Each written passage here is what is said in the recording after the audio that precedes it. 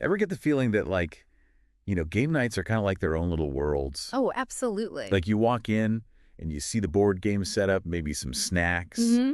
and you can just tell there's history here. Yeah, yeah. Rivalries, inside jokes, the whole bit. Totally. It's like their own little ecosystem. Exactly. And tonight, we're diving headfirst into one of those ecosystems over at Unruly Brewing Co.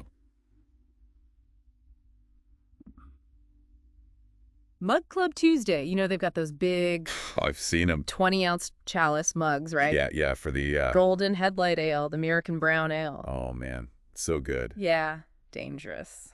But it seems like for this group, the beer is almost secondary to the game. Oh, for sure. This is serious business. We've got our regular crew tonight, Dan, Dave, and April. Solid lineup. Now, we're missing Mark tonight. Oh, right. And get this, he's out for something called Brick Day. Brick Day. Brick Day. Now, I don't know about you. I've never heard of that. I've never heard of Brick Day. Is that like a holiday I missed or something? It's a mystery. Maybe some kind of local festival. Maybe it's an Unruly Brewing thing. Who knows? Or maybe it's something only Mark and his people celebrate. All right, we'll have to investigate that further. Yeah. But anyway, even without Mark, things are about to get interesting. We've got a couple of late arrivals. Oh, yeah. Who are we talking about? Well, first we've got Ben, but Uh-oh. yeah, sounds like Brick Day might have snagged him too. He eventually has to bow out. Wow, Brick Day is really cutting into game night. Right. But Eric, he actually makes it. Okay. And he's brought a guest, Matt. And Matt, he's the real MVP tonight. He comes in clutch with a copy of Pandemic. Interesting choice. Now, Pandemic, for those unfamiliar, is a cooperative game. Oh, so it's like everyone's working together. Exactly. You either all win or you all lose. Which, I have to say, adds a whole other layer of complexity to the game night dynamic.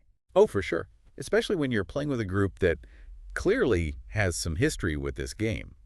And from what I understand, Dan and Ben, they've got a bit of a pandemic past, thanks to Matt. Really? So there's some baggage there. Oh, I think it's more like shared memories. Ah, okay. Maybe a little friendly competition mixed in. Gotcha. But yeah, they've definitely battled those outbreaks before with varying degrees of success. Well, how did this latest pandemic playthrough go? Not so well, I'm afraid. Despite their best efforts, they just couldn't get those outbreaks under control. Total loss for the team. Ouch. Yeah, I can only imagine the groans of despair around that table. But they're a resilient bunch. That's the spirit. They rallied, licked their wounds, and decided to cleanse their palates with a new game. Evolution. Ah, yes. Evolution. Now we're talking. Now, Evolution, this one has a history. Oh, I bet. This is a game that can get pretty intense, right? You know it. Especially when you've got Eric, the former champion, going head-to-head with Dan, who actually dethroned him last time they played. Oh, so there's some bad blood there? Maybe, maybe not. But they are both fiercely competitive. Oh, I can imagine. So it's a battle of the alpha gamers. Exactly.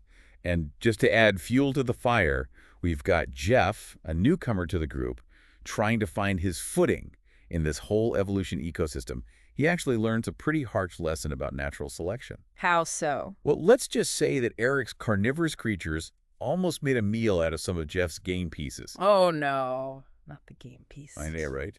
It's brutal out there in the evolutionary battleground. Speaking of brutal, for those of our listeners who haven't had the pleasure of playing Evolution, can you give us a quick rundown of how it works? So basically, imagine you're building your own species from the ground up. You get these cards with different traits on them, like carnivore, burrowing, herding. And as the game progresses, the environment changes, resources become scarce, That's stressful. and you have to adapt your species to survive, even if it means outcompeting or, yes, even devouring your opponent's creatures. So it's a real fight for survival. Survival of the fittest in action. So who came out on top in this epic battle of wits and, well, carnivorous appetites? I'm on the edge of my seat. Well, experience won out this time. Yeah. Eric, he reclaims his evolution crown with a score of 48. What a comeback. Dan, he puts up a good fight, finishes with 44. Dave, trailing a bit behind them with 40. And Jeff, well, he manages to hold his own, all things considered, ending with 38. Not too shabby for a newcomer. And April. April brings up the rear with 31, but hey, in evolution, sometimes just surviving is a victory in itself. That's a good point. Now, while all this intense gameplay is going on, I hear there was a culinary legend making a comeback at Unruly. Oh, are you talking about the taco dog? The one and only. It's back, baby. Yeah. And let me tell you, this is no ordinary hot dog. We're talking all beef frank, house-made taco meat, all the fixings. Now, that sounds like a game changer right there. Absolutely.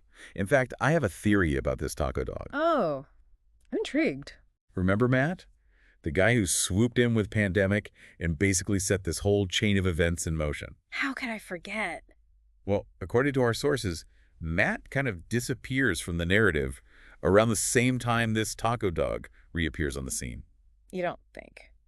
I'm just saying, maybe even the most hardcore board game enthusiast has a weakness for a culinary masterpiece like the taco dog. You might be onto something. And, it makes you think. Maybe the real game all along was the friends we made along the way and the delicious food we devoured. I like the way you think. But speaking of mysteries, we still haven't cracked the code on Brick Day. Don't remind me. Will Ben break free from its clutches next week? Will Mark grace us with his presence and enlighten us about this enigmatic event? Guess we'll have to wait for the next game night report. The suspense is killing me. Me too.